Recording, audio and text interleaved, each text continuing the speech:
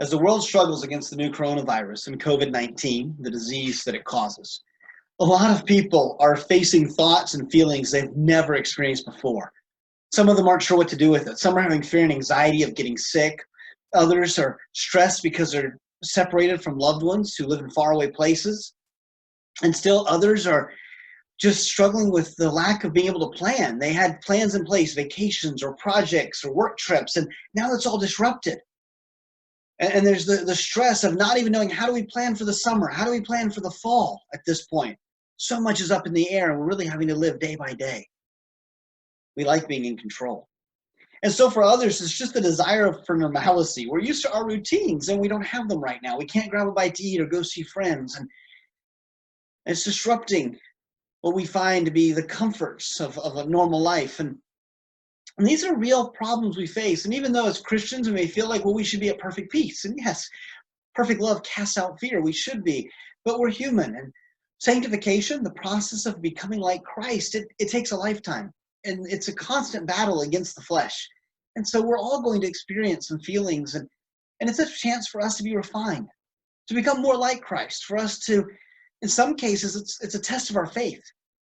For us to look at, where do we really take refuge? Do we really take refuge in God, or do we take refuge in the media or science or our own plans or thoughts, our own ideas?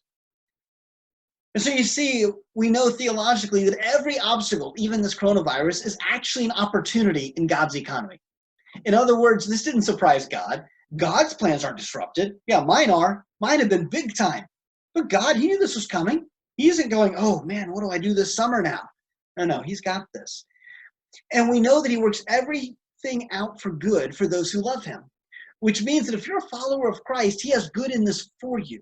Now, you may not feel like that right now, and that's okay. Jesus didn't want to go to the cross. I don't want to go through this. You don't want to go through this. That's reasonable.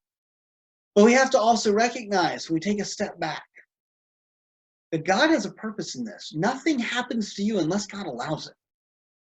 So the question here is it's not a fight against the coronavirus. It's a question of saying, okay, God, what is your will? What's going on? How do I get on board with what you're doing? What are you wanting to do in my heart and my life? Sometimes it's hard for us to see that every obstacle is an opportunity because we're more focused on the problem than on the provider. Our eyes are so caught up with whether it's numbers and graphs or news that we're not focusing on Christ. And so we're not taking refuge in the right place, and we're not experiencing the peace that he has for us. So what I want to do over the next few days is walk you through Psalm 91. We're going to just do a video a day. It's going to be 5 minutes or so. We're going to try to keep them short. But it's a chance for us to look at, what is God saying to us in this psalm, and how do we apply it to our lives today? How do we focus ourselves, take refuge in God, and enjoy the benefits that come along with that? So for today, I just want to take the last couple of minutes to look at the first verse of Psalm 91, where we read, "He who dwells in the shelter of the Most High will abide in the shadow of the Almighty." And this is a beautiful verse. When we think about shelter here in Norway, we often think about being sheltered from the rain, of course. That's what we want to get out of. It's always raining. But that's probably not what the psalmist was thinking about. Living in the Middle East, in Israel, it was a hot sun. The sun could cause exhaustion, it can cause sunburns, and it can cause death. And so if you've ever been out in the desert or in a really hot place, you know the relief it is when you find a tree, when you find a place that there's a shadow. And that's what the scripture says, that when you take shelter in God, the Most High, you will abide, you will live in the shadow, in the shade of the Almighty. So the sun here is a symbol, a picture of all the difficulties that life brings. The reality is that this world has troubles. It's not saying everything's going to always be easy. No, in this picture, the psalmist is experiencing the hot brutalness of the sun, but he finds shade. He finds relief. In the midst of the desert, in the midst of all the trouble in the world, you can find relief when you make your shelter in the Most High. And suddenly, even though you see all the problems around you, you're at peace in the midst of it all. So that's what I want to encourage you with today, is to think about taking shadow, being in the shadow and the shade of the Almighty. Now, what does it mean to dwell in? How do we take shelter in God? You see, this is a covenant relationship, as it always is with God, which means that God does his part, but we have to do our part. So the scripture, the first line says, that you need to dwell in the shelter. And if you do that, you will abide in the shadow. In other words, you choose to take shelter in God, and he will shade you. How do we do that? It means that in the midst of everything you're dealing with all of the onslaught of media and the numbers and the graphs and all of the friends and family who are worried and stressed, that you've got to take your focus and put it on Christ.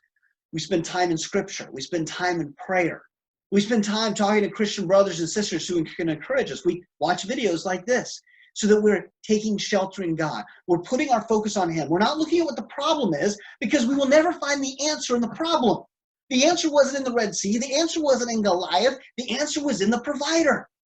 And when the focus was on him, when Moses or David or any other number of biblical characters put their focus on the Most High and took shelter in him, they experienced the shadow of the Almighty. It blocked out the harshness of the sun, the troubles of the world, and they were able to enjoy peace. It doesn't mean they didn't see it around them. It doesn't mean that they were completely free from experiencing it, but they were able to find peace in the midst of it. So when I ask you today, where are you taking refuge? Where are you dwelling? Are you dwelling in the Most High? Or are you dwelling in fear? Are you allowing thoughts to run rampant instead of taking every thought captive to Christ? Are you dwelling in media coverage? Are you allowing yourself to get anxious and worked up and dwelling in anxiety? Or are you dwelling in your own desire to be in control? Or are you dwelling in the Most High and saying, you know what, this is out of my hands, but it's not out of your hands? Brothers and sisters, let's dwell in the Most High so that we can enjoy the shadow of the Almighty.